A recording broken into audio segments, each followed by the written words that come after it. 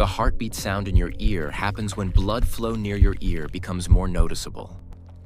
This condition is called pulsatile tinnitus.